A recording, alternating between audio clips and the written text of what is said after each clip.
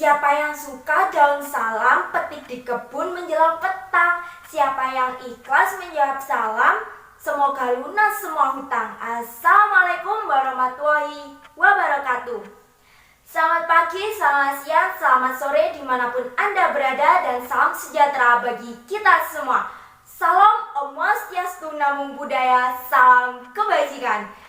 Yang terhormat Bapak Ibu Dewan Juri Kompetisi Biologi Nusantara 2021 serta seluruh finalis yang berbahagia. Izinkan saya Wahyu Lukita Mubarokah, kandidat nomor 4 dari Universitas Islam Negeri Kiai Haji Ahmad Siddiq Jember, mempresentasikan hasil karya tulis ilmiah saya yang berjudul Optimalisasi Pemanfaatan Limbah Tahu dalam mewujudkan industri rumah tangga profesional menuju Merdesa, Merdeka Desa, dan SDGs 2030 di Desa Karanganyar, Ambulu, Jember.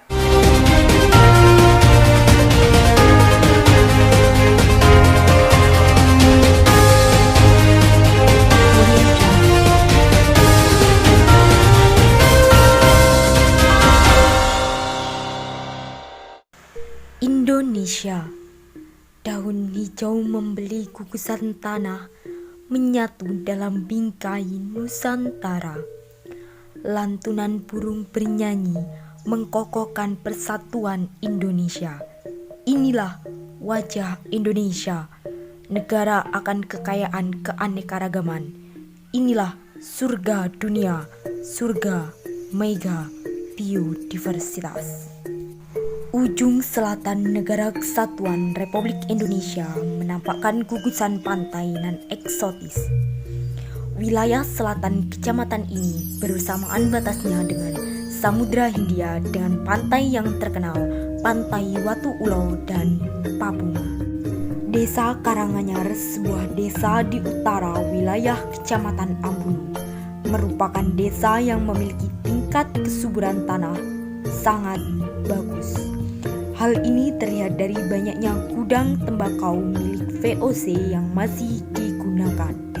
Selain bertani, mata pencaharian yang tak kalah berkembang adalah usaha home industri. Produksi bahan makanan pokok terlihat jelas ketika memasuki wilayah Karanganyar, khususnya RT 2 RW 8. Banyaknya pengusaha tahu dan tempe membuat desa Karanganyar dijuluki sebagai kawasan tempean. Inilah dibalik keeksotikan wilayah Indonesia dan kemajuan desa Karanganyar menuju Merdeka Desa dan SDGs 2030.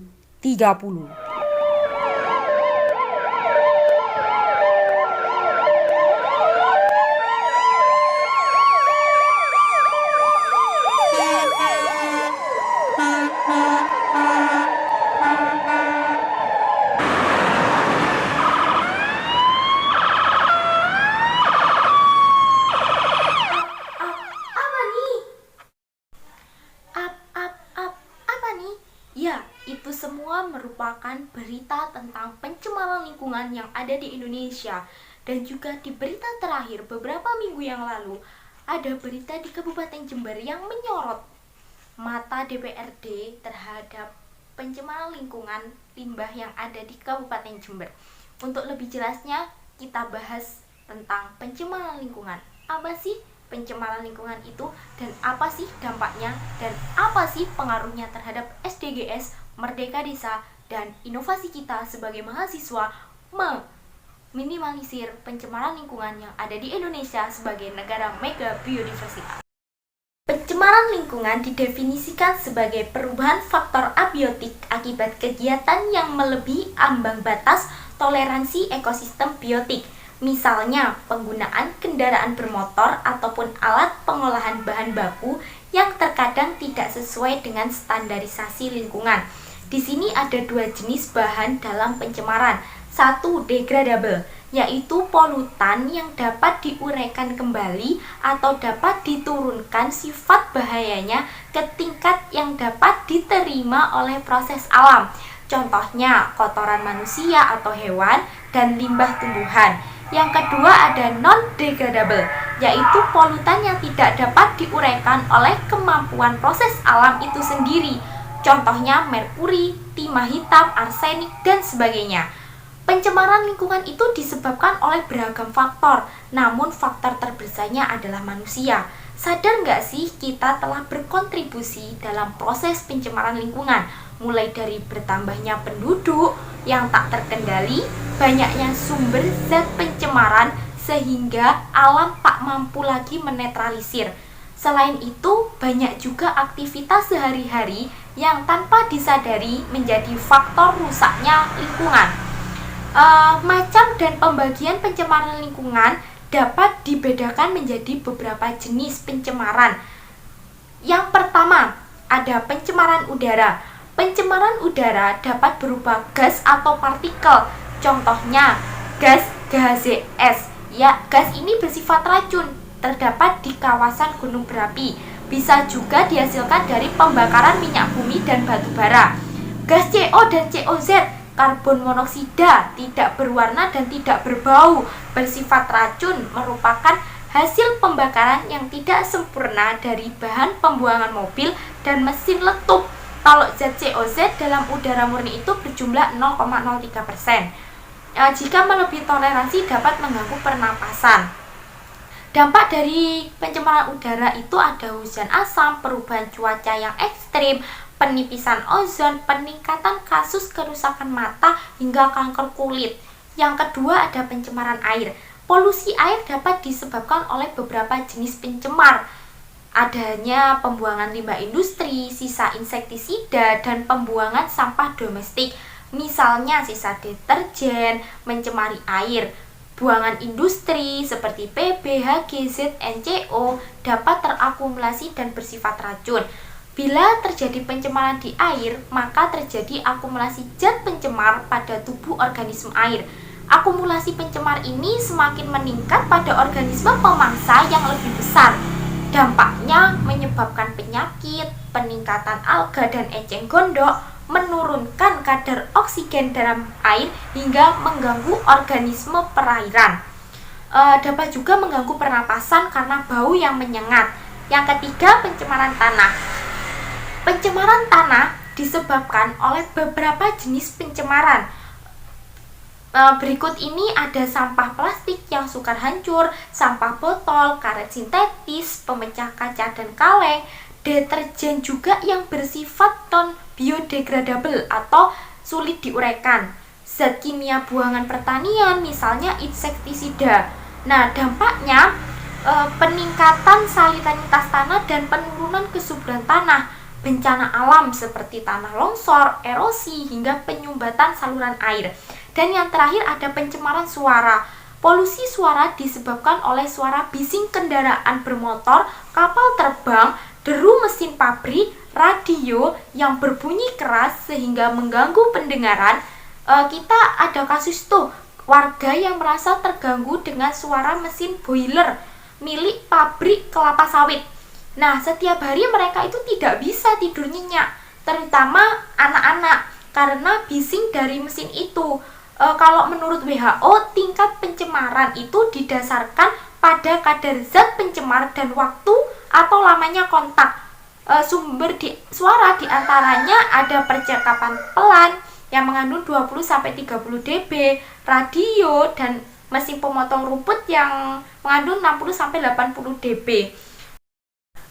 Limbah tahu merupakan salah satu limbah yang menjadi faktor penyumbang kerusakan lingkungan dari sudut wilayah perairan.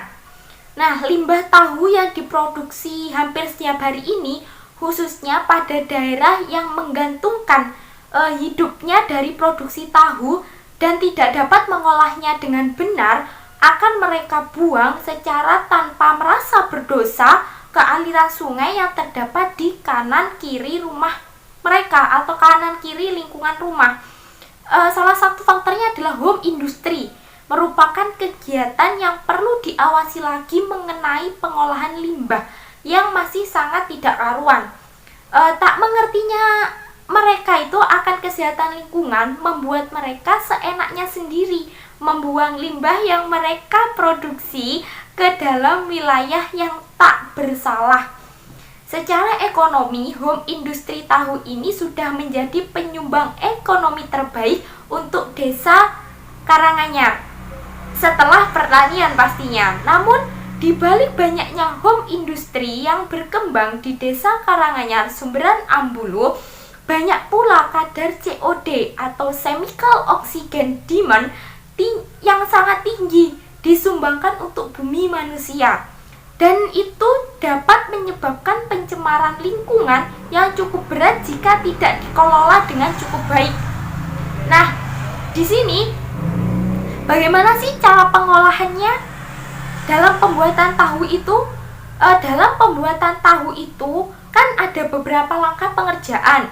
Di antaranya ada pencucian, penrendaman kedelai, penggilingan, proses memasak, penyaringan, terus ada proses penggumpalan, pengepresan, dan terakhir baru potongan menjadi tahu dan siap dipasarkan. Dari berbagai tahap yang telah dilakukan tadi, terbentuknya limbah tahu. Di sini limbah tahu putih ya, yang terdapat dua macam, yaitu limbah cair dan limbah padat. Nah, setelah dilakukan observasi kemarin, diketahui tuh bahwa limbah cair tahu tersebut berasal dari proses perendaman dan pencucian kedelai. Nah, tak hanya itu, limbah cair ini juga didapatkan dari proses pengepresan. Kan tahu kalau dipres itu banyak airnya gitu toh, yang dilakukan untuk menghasilkan tahu secara maksimal sebelum dilakukan pemotongan. Nah, setelah saya melakukan survei membuktikan bahwa 98% home industri di Dusun Sumberan Karanganyar mengelola limbah cair dari produksi tahu mereka itu dengan cara membuang langsung ke dam atau ke aliran sungai buatan yang juga mereka fungsikan sebagai kegiatan rumah tangga lainnya seperti mandi, buang air besar, dan sebagainya. Padahal limbah cair tahu itu mengandung keasaman dengan pH 4-5, COD berkisar 10.000 mg per liter, dan BOD 50.000 mg per liter. Nah, dari 98% home industri tahu yang membuang limbah cair itu ke aliran dam, hanya ditemukan satu home industri tahu yang dapat mengolah limbah cair tersebut menjadi sebuah bahan yang berguna, yang dapat digunakan kembali untuk memproduksi tahu. Apa itu? Ya, biogas. Biogas merupakan salah satu upaya yang dapat dipelajari, dibuat, dan dipraktekkan bukan hanya oleh kita, kaum mahasiswa, tapi juga kaum orang tua yang menjadi bos-bos dari industri yang mereka buat pun dapat mereka praktekkan.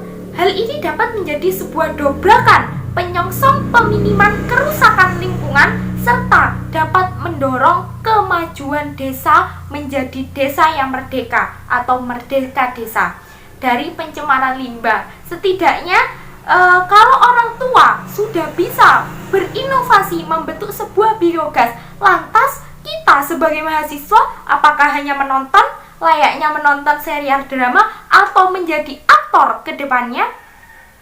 Itu tergantung dari kita, tergantung dari diri kita sendiri. Bagaimana ketika sudah ada orang di lingkungan kita menciptakan inovasi-inovasi yang baik seperti itu, kita sebagai mahasiswa, kita sebagai orang yang lebih mengetahui, lebih mempunyai ilmu yang sangat mendalam tentang lingkungan, seharusnya kita dapat memberi potensi, memberi dobrakan yang lebih kepada lingkungan sekitar kita untuk mempraktekkan dan memberi ilmu yang lebih, memberi pengetahuan dengan cara sosialisasi, bekerja sama dengan perangkat desa, dengan orang-orang pemuda-pemuda yang ada di desa. Untuk apa? Untuk menyongsong terbentuknya merdeka desa, desa yang mandiri, desa yang peduli akan lingkungan, desa yang dapat meminimalisir kerusakan lingkungan, desa yang dapat menjunjung, desa yang siap membekali SDGs 2030.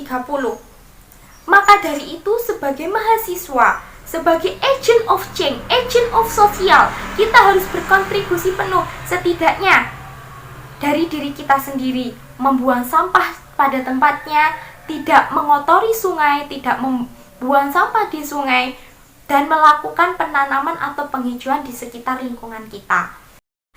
Akhir kata, kesimpulan dari karya tulis ilmiah saya adalah bahwa Indonesia merupakan negara mega biodiversitas yang harus dijaga kelestariannya dari kerusakan lingkungan.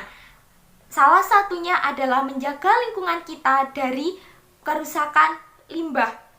Kerusakan limbah itu sendiri mendapat dampak yang besar untuk lingkungan tempat tinggal kita. Salah satunya dengan apa? Dengan pembuatan biogas dan sosialisasi tentang kerusakan lingkungan akibat dampak buruk dan bahaya untuk diri kita sendiri, manusia. Untuk itu, sebagai agent of change, agent of social, agent of control, mahasiswa berperan penting dalam perubahan menuju SDGs 2030 dan menciptakan merdeka desa di desa kita masing-masing. Sekian presentasi dari saya, kurang lebihnya mohon maaf. Wabillahi taufiq wal hidayah. Wassalamualaikum.